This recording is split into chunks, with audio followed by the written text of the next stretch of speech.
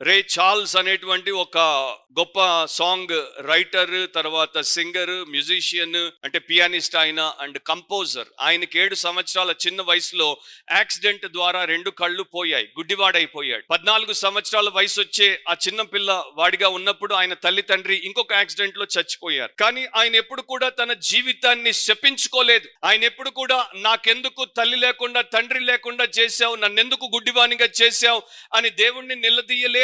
ఆయన ఎప్పుడు తన జీవితంలో వైరాగ్యానికి గురి కాలేదు. దేవుడు ఆయనకి ఇచ్చినటువంటి దాన్ని దేవుడి కోసం, ఇతరుల కోసం వాడడానికే సాధన చేశాడు. తల్లి 14 ఇయర్స్ అప్పుడు చనిపోక మునుపు ఆయనకి నిరంతరం ఒక మాట చెప్పేది. అదేంటంటే, you are blind son, not stupid.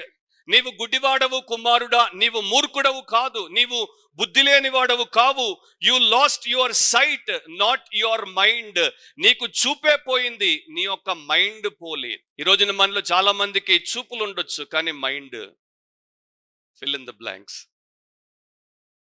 So mind ఉండడము ఎంత ముఖ్యము అండ్ సరైనటువంటి రీతిలో ఆలోచించడం ఎంత ముఖ్యము అనేది దేవుడు తన ప్రజలకు నిరంతరము నేర్పుతూనే ఉంటాడు. వీరికి ఒక నిరీక్షణ ఇస్తున్నాడు, వీరికి ఒక భవిష్యత్ సంబంధమైనటువంటి ఆ ఆశీర్వాదంతో కూడుకున్నటువంటి స్థితిని చూపిస్తున్నాడు. మనిషికి నిరీక్షణ లేకపోతే వాడు జీవించలేడు. ఎంత విద్య ఉన్నా, ఎంత ఆస్తి ఉన్నా, ఎంత మంది పేరు ఉన్నటువంటి వారు మానవుడికి తెలిసినా కూడా వాడికి ఫ్యూచర్ మీద హోప్ లేకపోతే బ్రతకలేడు. బ్లైస్ పాస్కల్ మీకు అందరికీ తెలుసు, ప్రపంచ ప్రఖ్యాతిగాంచినటువంటి శాస్త్రవేత్త. ఆయన రకంగా తన పుస్తకంలో రాశాడు, ఒకవేళ మానవుడు బ్రతికేది ఈ లోక సంబంధమైనటువంటి ఈ స్థితిగతుల కొరకే అయితే వాడు నిజంగా he is existing to lick the earth అన్నాడు. వాడు బతికేది నేలను నాకడానికి అన్నాడు. నేను అనలేదు ఈ మాట, బ్లైస్ పాస్కల్ అన్నాడు. సో ఈ రోజున ఎంతో మందికి పిహెచ్డీలు ఉండొచ్చు, ఎంతో మందికి ఏబిసిడీలు కూడా రాయడం రాకపోవచ్చు, కానీ వారికి దేవుడు తెలియదు, దేవుడు ఇచ్చినటువంటి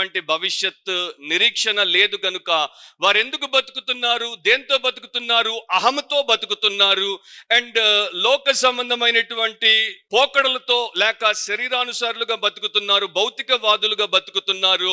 దీన్నే బ్లైస్ పాస్కల్ ఏమంటాడంటే, నేలను నాకుతూ బ్రతకడం అంటాడు. To live licking the earth. And దేవుడు మనల్ని ఆయన పోలికలో, ఆయన స్వరూపమందు చేసింది నేలను నాకుతూ బతికి నేలలో కలిసిపోవడానికి కాదు. సో దేవుడికి ఉన్నతమైనటువంటి ఆలోచన ఉంది, ఉన్నతమైనటువంటి తలంపులు ఉన్నాయి. కనుకనే మనతో దేవుడు ఇంతగా వాక్యం నుండి మాట్లాడుతున్నాడు. దీని నుండి మనము నేర్చుకుంటే, ఆ ప్రకారం నడుచుకుంటే గొప్పగా మేలు పొందుతాం.